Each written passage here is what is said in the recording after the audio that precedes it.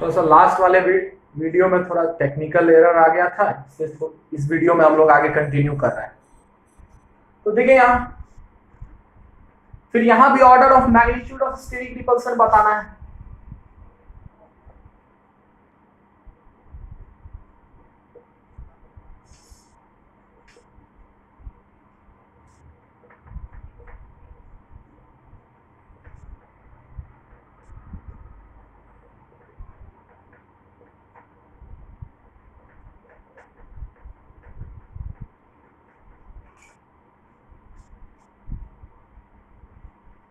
अब तो देख के भी बता सकते हैं। यहाँ दो CH3 ग्रुप ऑर्थो पे है, चलिए यहाँ भी रिपल्सन है।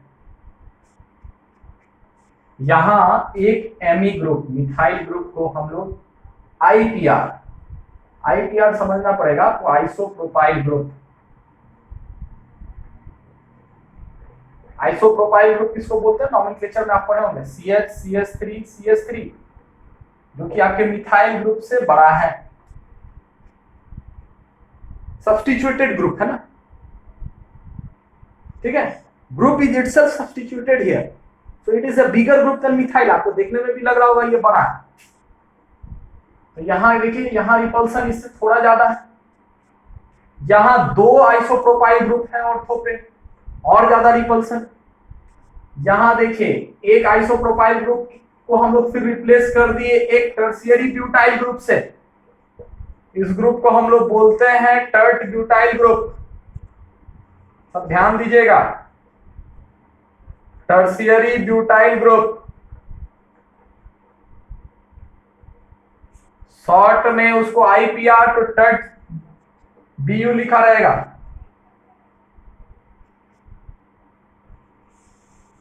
ये हो गया टर्ट ब्यूटाइल, ये हो गया आइसोप्रोपाइल। ध्यान दीजिए, अभी से ही दिमाग में रखिएगा इसको,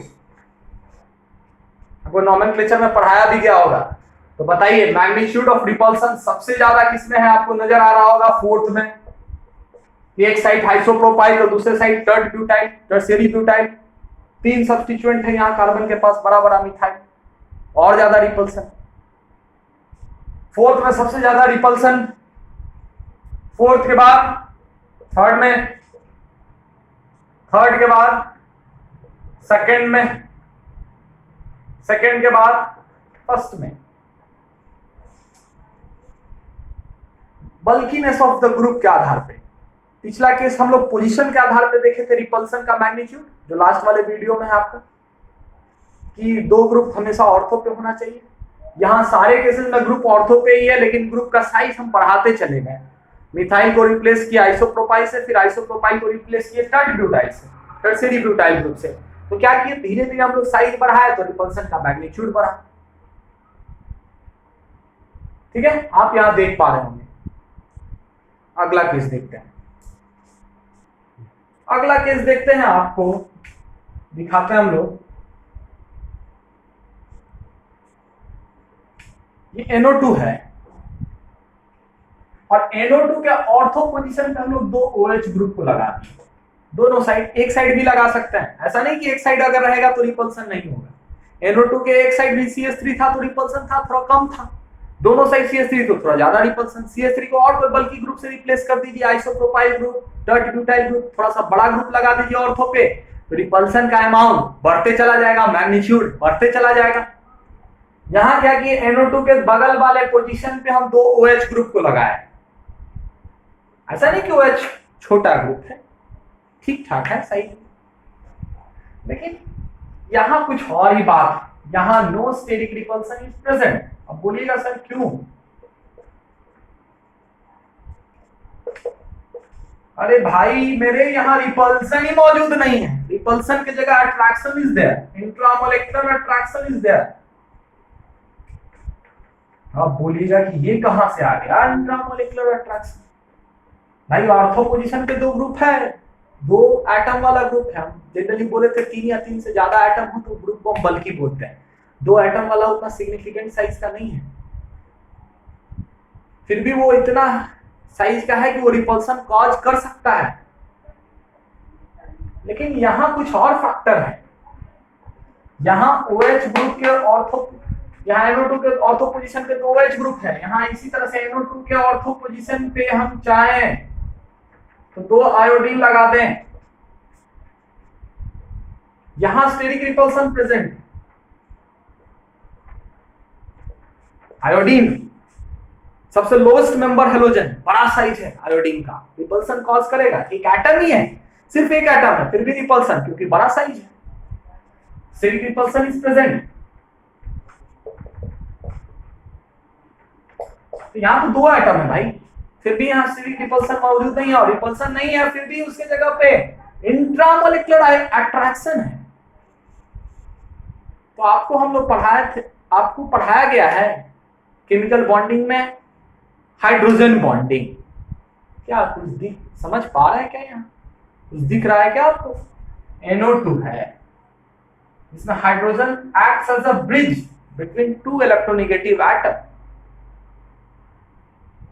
secondary bonding force is there, यहां एक सेकेंडरी बॉन्डिंग फोर्स प्रेजेंट है नोन एज हाइड्रोजन बॉन्डिंग। इसमें हाइड्रोजन क्या करता है? 2 इलेक्ट्रोनेगेटिव एटम के बीच ब्रिज का काम, ऑक्सीजन और ऑक्सीजन के बीच ब्रिज का काम करेगा ये मेरा हाइड्रोजन, दोनों की जगह।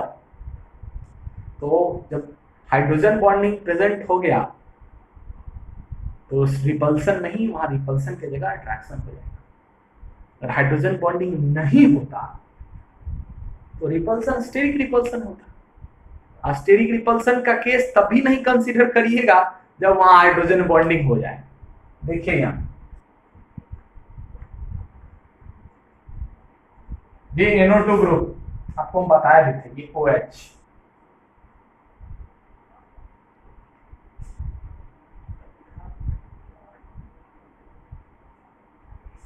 सी को तो यही तो है आपका hydrogen bonding, H bonding. H bonding कभी रिपल्सन हो सकता है क्या? इंट्रामोलेकुलर इंटरैक्शन। तो हमेशा ध्यान दीजिएगा जब आप स्टेरिक रिपल्सन बोल रहे हो तो वहां कहीं ऐसा ना हो कि वहां हाइड्रोजन बॉन्डिंग हो जाए। हाइड्रोजन बॉन्डिंग हो जाएगा तो रिपल्सन की जगह आपका अट्रैक्शन होना शुरू हो जाएगा। तो यहाँ स्टेरिक रिपल्सन मौजूद नहीं है, यहाँ क्या है? इंट्रामोलेकुलर इंटरैक्शन, हाइड्रोजन बॉन्डिंग प्रेजेंट है। यहाँ किसी भी तरह का रिपल्सन यहाँ मौजूद नहीं है, रिपल्सन की जगह यहाँ अट्रैक्शन मौजूद है। कौन सा? Hydrogen bonding. देखिए ये हाइड्रोजन 2 ऑक्सीजन के बीच ब्रिज का काम कर रहा है। ये देखिए यहाँ ये हाइड्रोजन ब्रिज का काम कर रहा है, 2 हाइड्रोजन 2 इलेक्ट्रोनेगेटिव ऑक्सीजन के बीच। This hydrogen binds this 2 electronegative atoms and hence acting as a bridge between these 2 electronegative atoms, and this bonding is known as hydrogen bonding and it is a type of secondary bonding force. Primary bonding तो आपको पता है covalent bond, ionic bond, metallic bond, लेकिन उसके अलावा जो bonding force मौजूद हो उसको हम लोग बोलते हैं सेकेंडरी बॉन्डिंग फोर्स, जो कि यहाँ हाइड्रोजन ब्रिज की तरह काम कर रहा है 2 ऑक्सीजन के बीच। यहाँ स्टेरिक रिपल्सन मौजूद नहीं है। यही OH की जगह अगर हम 2 CH3 ग्रुप लगा दिए होते तो यहां स्टेरिक रिपल्सन मौजूद हो जाता, और 2 आयोडीन भी लगा देते हैं तो स्टेरिक रिपल्सन मौजूद हो जाता है। ठीक, आगे देखते हैं फिर और बहुत सारा केस। एक चीज आप ज्योमेट्रिकल आइसोमेरिज्म में देखते होंगे, सिस और ट्रांस। सिस ट्रांस स्टेबिलिटी देखते होंगे आप। देखिए C double bond C R, चलिए हम मिथाइल सिंपल R ले लीजिए ना, यहाँ सिंपलेस्ट मिथाइल ले लेते हैं, यहाँ R में CH3 ले लेते हैं।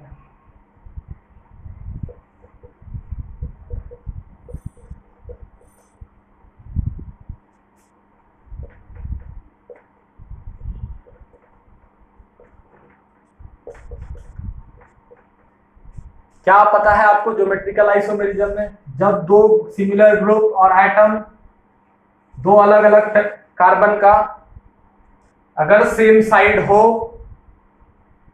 तो सिस, और अगर 2 सिमिलर ग्रुप और एटम अगर डिफरेंट साइड में हो तो उसको बोलेंगे ट्रांस। यहाँ CH3 और CH3 अलग अलग साइड में, सेम साइड नहीं है। CH3 और H एक ही साइड में है, लेकिन CH3 और CH3 दूर है एक दूसरे के रेस्पेक्ट में, लेकिन यहाँ दोनों CH3 सेम साइड है, डबल बॉन्ड के सेम साइड। तो सेम साइड वाले को सिस बोलते हैं, अपोजिट साइड वाले को ट्रांस बोलते हैं। सिस में जब दोनों CH3 सेम साइड है, दोनों CH3 नजदीक है, अगल बगल वाले पोजीशन पे है। जब दो CH3 बड़ा बड़ा ग्रुप नजदीक हो जाए तो क्या बोलेंगे उसको, कौन सा बॉन्ड, क्या बोलेंगे यहाँ, स्टेरिक रिपल्सन बोलेंगे कि नहीं?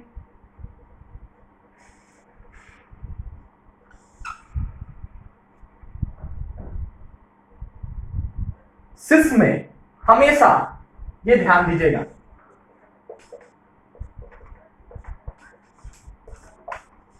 सिमिलर ग्रुप और एटम एक ही साइड में होता है डबल बॉन्ड के। अगर दोनों अपोजिट साइड होगा तो ट्रांस हो जाएगा। देखिए यहाँ दोनों CH3 यहाँ सेम साइड नहीं है, तो यहाँ किसी भी तरह का स्टेरिक रिपल्सन का सवाल नहीं होता। ट्रांस में किसी भी तरह का स्टेरिक रिपल्सन का केस डेवलप हो ही नहीं सकता, क्योंकि बड़ा बड़ा ग्रुप अपोजिट साइड में है।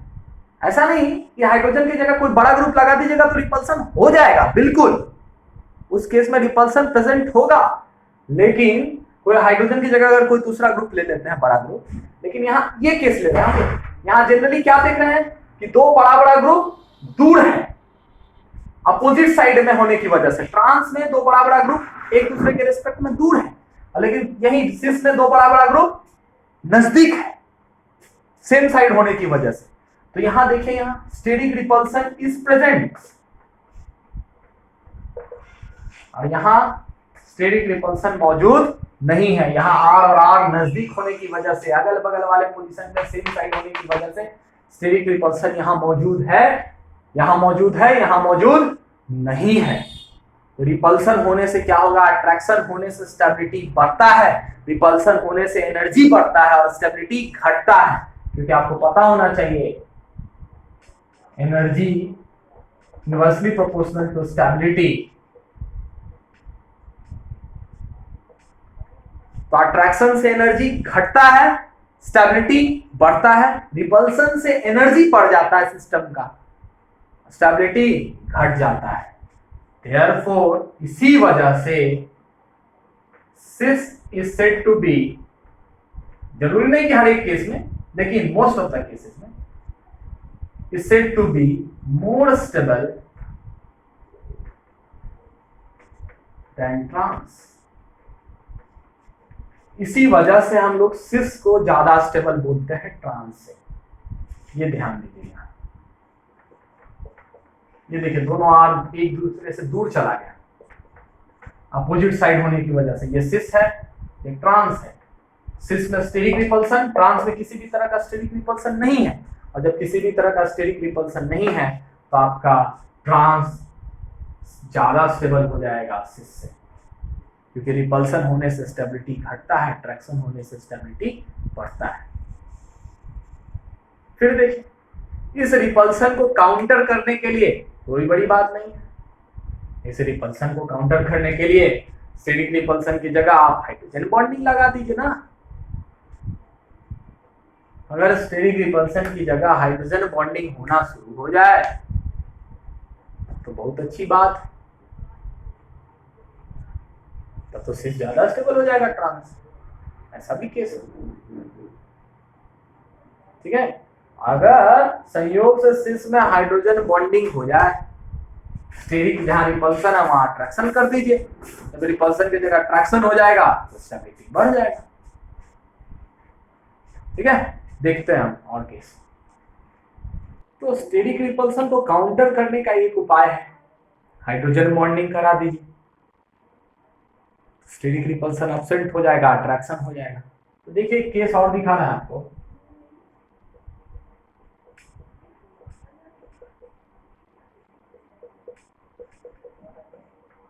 ये आपका सिस हो गया, दोनों हाइड्रोजन सेम साइड होने की वजह से। कोई दो सिमिलर आइटम को कंपेयर करते हैं या ग्रुप को कंपेयर करते हैं।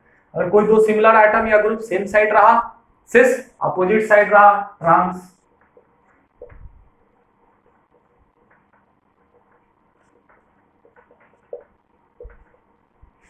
देखिए यहाँ दो हाइड्रोजन एक दूसरे के रेस्पेक्ट में अपोजिट एंड पे है, ये ट्रांस, यहां दोनों हाइड्रोजन सेम साइड है इसलिए सिस। हमने क्या पढ़ा था? Cis is more stable than trans. What is the reason behind it? The reason is clear that cis is more stable than trans because in cis configuration steric repulsion is present due to coming closer of two bulky groups। दो बल्कि group अगल बगल वाले position की पे होने की वजह से एक दूसरे को रिपेल करना शुरू कर देते हैं। अगल बगल वाले पोजीशन पे दो बल्कि ग्रुप अगर मौजूद रहता है तो एक दूसरे को रिपेल करना शुरू कर देता है, और जब एक दूसरे को रिपेल करना शुरू कर देता है तो एनर्जी बढ़ जाता है, स्टेबिलिटी घट जाता है, इसलिए cis is less stable than trans. लेकिन अगर उस तरह का रिपल्सन अगर खत्म कर दिया जाए, गायब हो जाए, देखिए यहाँ हाइड्रोजन है, यहाँ ऑक्सीजन है, इस साइड फ्लोरीन है, क्या यहाँ ब्रिज की तरह काम कर सकता है? बिल्कुल कर सकता है। इस सी को बोलते हैं इंट्रामोलिकुलर, एक ही मॉलिक्यूल के अंदर एच बॉन्डिंग। यहां आपका इंट्रामोलिकुलर एच बॉन्डिंग है, तो यहां तो सिस में किसी भी तरह का रिपल्सन नहीं है, और जब रिपल्सन नहीं है और रिपल्सन की जगह पे क्या मिला आपको? हाइड्रोजन बॉन्डिंग, जो कि एक तरह का अट्रैक्शन है। तो यहां क्या बोलिएगा आप? Cis is more stable than trans.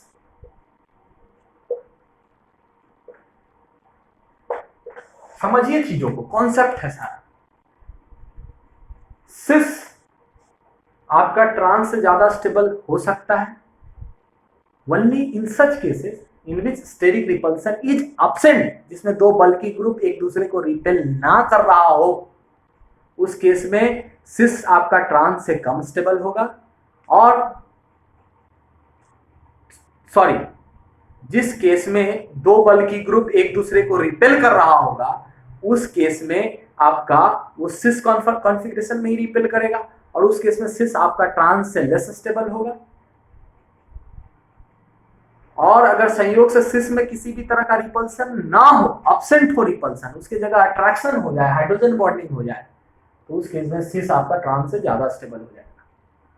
दो केस आपको हम दिखाए। तो स्टेरिक रिपल्सन का बात करते हुए कुछ कुछ हम लोग हाइड्रोजन बॉन्डिंग को केस को इसलिए शामिल किए क्योंकि हमेशा आप मत बोलिएगा कि जब दो ग्रुप नजदीक आएगा तो रिपेल करेगा ही करेगा। अरे भाई, दोनों के बीच अट्रैक्शन ना हो, हाइड्रोजन बॉन्डिंग ना हो तभी रिपेल करेगा, ऐसे रिपेल नहीं करेगा। हाइड्रोजन बॉन्डिंग तो अट्रैक्शन होता है, रिपल्सन थोड़ी होता है। तो आप ध्यान दीजिएगा, दो बल्कि ग्रुप जिसमें 3 या 3 से ज्यादा आइटम हो, जब एक दूसरे के नजदीक आता है तो रिपेल करता है। कंडीशन क्या है? उसमें किसी भी तरह का हाइड्रोजन बॉन्डिंग नहीं होना चाहिए। उसी रिपल्सन को स्टेरिक रिपल्सन बोलते हैं, और उस स्टेरिक रिपल्सन के होने की वजह से उसका स्टेबिलिटी कम हो जाता है उस कॉन्फ़िगरेशन का जिसमें स्टेरिक रिपल्सन आपका क्या हो? मौजूद हो। ठीक है, तो देखिए आगे देखते हैं।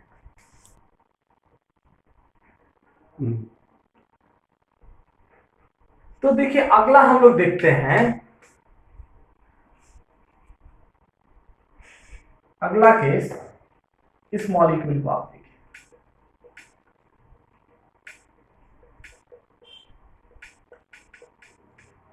वर्सेस, दोनों में मुकाबला करा रहे हैं। यहां पर आप जान ही रहे हैं मॉलिक्यूल में स्टेरिक रिपल्सन मौजूद है। क्या यहां पे है इस मॉलिक्यूल में? तो देखिए ये ग्रुप पहले कैसा है, ये CN ग्रुप है जिसमें दो एटम है, इसीलिए हम हमेशा आपको बोल रहे थे 3 या 3 से ज्यादा, कि अक्सर दो एटम वाला ग्रुप हमेशा लीनियर होता है। OH भी एक ऐसा ग्रुप है जिसमें हाइड्रोजन बॉन्डिंग होता है।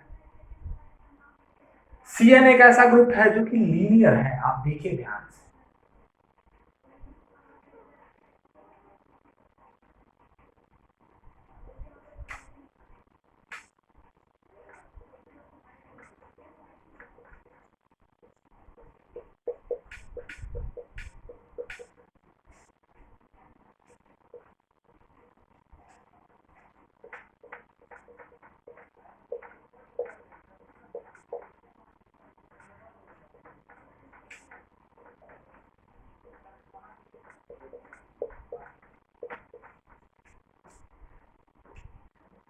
दोनों को तो कंपेयर जरा करके देखिए। ये CH3 नॉन लीनियर ग्रुप होने की वजह से स्पेस ऑक्यूपाई करेगा, लेकिन ये CN तो हमेशा लीनियर होगा। ये CN ग्रुप क्या है? Linear group.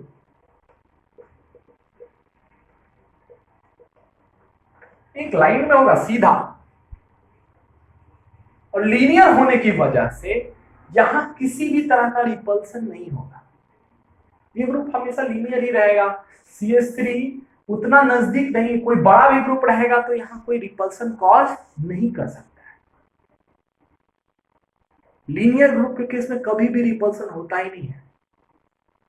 ये CN here repulsion due to linear group, repulsion steric repulsion is not caused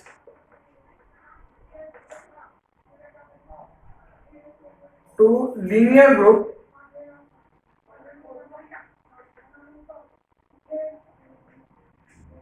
is not caused if bulky groups are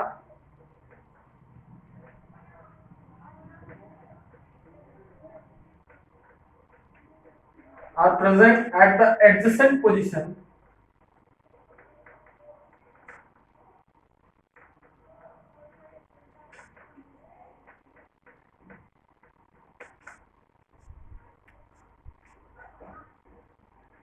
linear group के अगर एडजेसेंट पोजीशन पे है तो यहाँ स्टेरिक रिपल्सन का कोई खास इंपॉर्टेंस नहीं है। यहाँ स्टेरिक रिपल्सन नहीं प्रेजेंट है, यहाँ हम स्टेरिक रिपल्सन को कंसीडर करेंगे ही नहीं, क्योंकि यहाँ जो ग्रुप है मेरा वो क्या है भाई? लीनियर, हमेशा लीनियर ही रहेगा।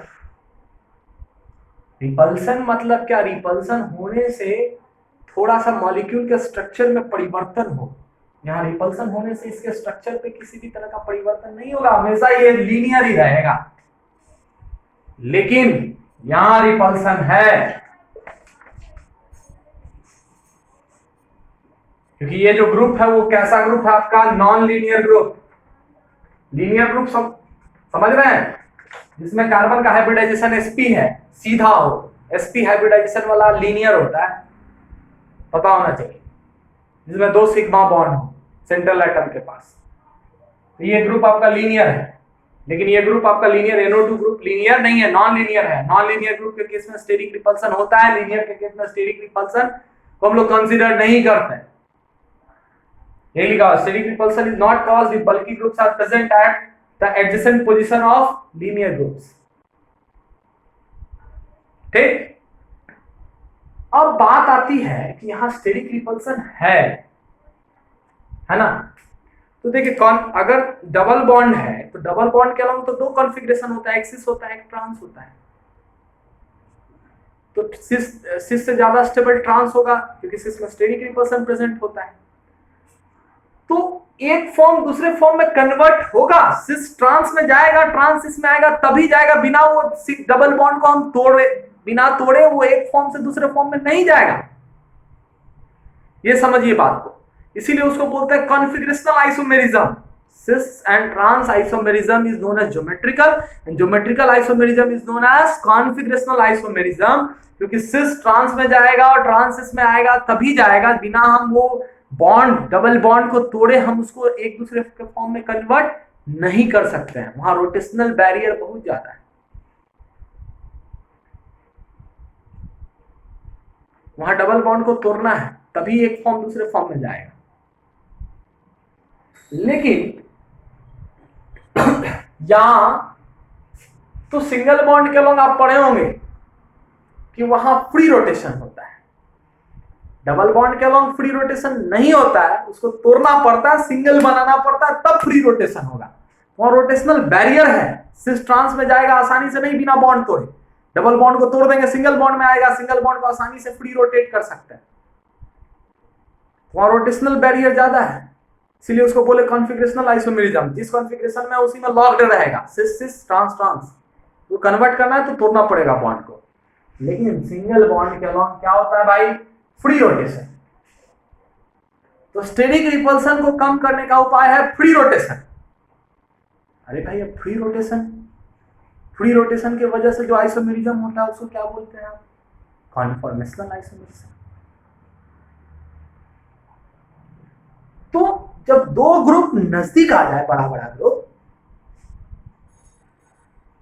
एक प्लेन में अगर दो बड़ा बड़ा ग्रुप नजदीक आ जाए तो तो एक दूसरे को रिपेल करने लगेगा। अब उस रिपल्सन को कम करने का उपाय क्या है मेरे पास? क्या उपाय है? उस रिपल्सन को कम करने का उपाय यही है कि दोनों को तो तोड़ के अलग तो नहीं कर सकते ना, मॉलिक्यूल को तो तोड़ना नहीं है।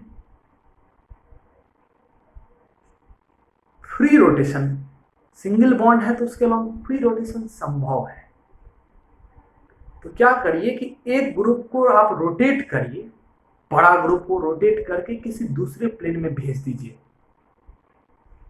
जब दो ग्रुप एक प्लेन में रहेगा तब ना रिपेल करेगा। अभी दोनों ऐसे है, सेम प्लेन रिपेल कर रहा है, नजदीक आने से एक को ऊपर कर दीजिए, रिपल्सन कम जाएगा। 5 आदमी बैठा हुआ है सीट पे, आप छठा आदमी जाके वहां बैठने का प्रयास कर रहे हैं तो रिपल्सन हो रहा है। तो क्या करिए, छठा आदमी को बोलिए भाई ऊपर बैठ जा तू, तब तो कोई दिक्कत नहीं होगा किसी को। वही बात है यहाँ। तो steric, how to minimise steric repulsion is also a point of study. Steric repulsion को कम कैसे करें, ये भी एक पढ़ने वाली बात, सीखने वाली बात। स्टेरिक रिपल्सन को कम करने का उपाय क्या है मेरे पास? देखिए, स्टेरिक रिपल्सन हो या हाइड्रोजन बॉन्डिंग हो, तो मॉलिक्यूल पर निर्भर करता है कि मॉलिक्यूल में आखिर प्रेजेंट क्या है। अगर हाइड्रोजन बॉन्डिंग है तो मॉलिक्यूल मेरा खुश नसीब है। हाइड्रोजन बॉन्डिंग है तो भाई एक सेकेंडरी बॉन्डिंग फोर्स है, मॉलिक्यूल काफी स्टेबल होगा। लेकिन स्टेरिक रिपल्सन है तो स्टेरिक रिपल्सन होना कोई अच्छी बात तो है नहीं मॉलिक्यूल के पास। तो मॉलिक्यूल उस समस्या से कैसे निपटेगा, उस समस्या से उसको समाधान क्या है मेरे पास? How to overcome steric repulsion, how to minimise steric repulsion. और स्टेरिक रिपल्सन है तो कम कैसे किया जाए, इसके लिए एक अलग सा चीज आया। क्या भाई, मानिए कि यहाँ स्टेरिक रिपल्सन, यहाँ तो किसी भी तरह का स्टेरिक रिपल्सन होगा नहीं, है भी तो कंसीडर नहीं करना है स्टेरिक रिपल्सन।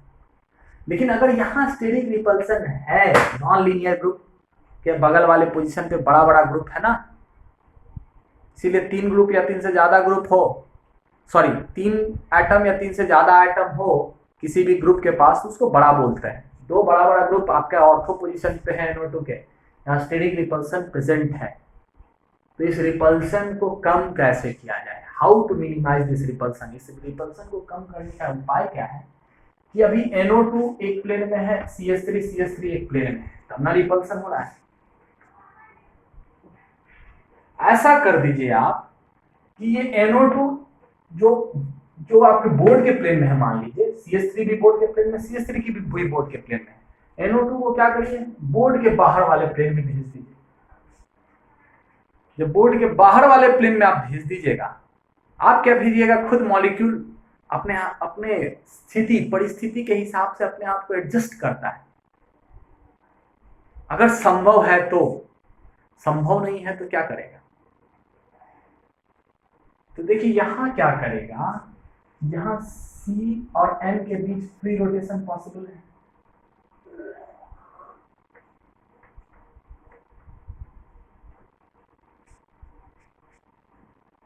फ्री रोटेशन होने की वजह से कन्फर्मेशनल आइसोमेरिज्म होता है।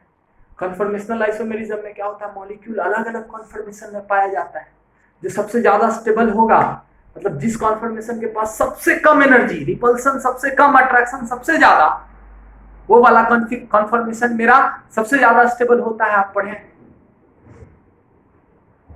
तो इस रिपल्सन को कम करने का उपाय क्या है कि इस NO2 ग्रुप को आप रोटेट करके इस मॉलिक्यूल के ओवरऑल, जो मॉलिक्यूल जिस प्लेन में है उस मॉलिक्यूल के प्लेन से बाहर कर दीजिए, तब तो रिपल्सन कम जाएगा। ये रिपल्सन को कैसे बाहर करिएगा, CN बॉन्ड को रोटेट कर दीजिए, घुमा दीजिए। ये NO2 अभी ऐसे है, घुमा के बाहर कर दीजिए। रिपल्सन कम जाएगा। रिपल्सन तो कम गया, लेकिन NO2 अपना प्लेनरिटी लॉस्ट कर देगा। NO2 will lose its planarity due to reason steric repulsion। लेकिन क्या यहां CN अपना प्लेनरिटी लॉस्ट करेगा? बिल्कुल नहीं। CN will always remain linear and coplanar with this phenyl ring।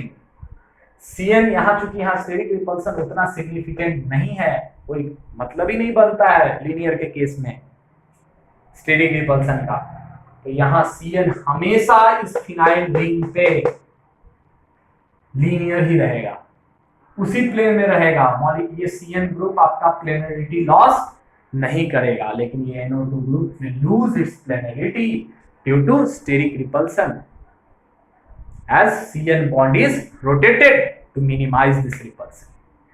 तो आगे हम लोग लिखते हैं,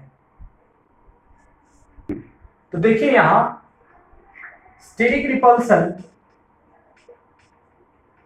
is minimized due to rotation of single bond of the group, and the group loses its planarity, and the group no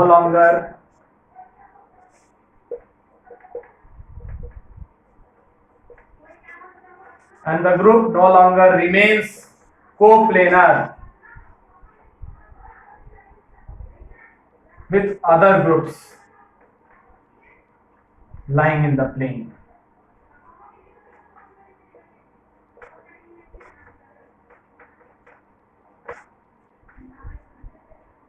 ठीक, जो आपको समझा है वही चीज हमने लिख दिया है। रिपल्सन को कम करने के लिए क्या करेंगे? बॉन्ड को जिस ग्रुप को के कारण जिस ग्रुप अधिक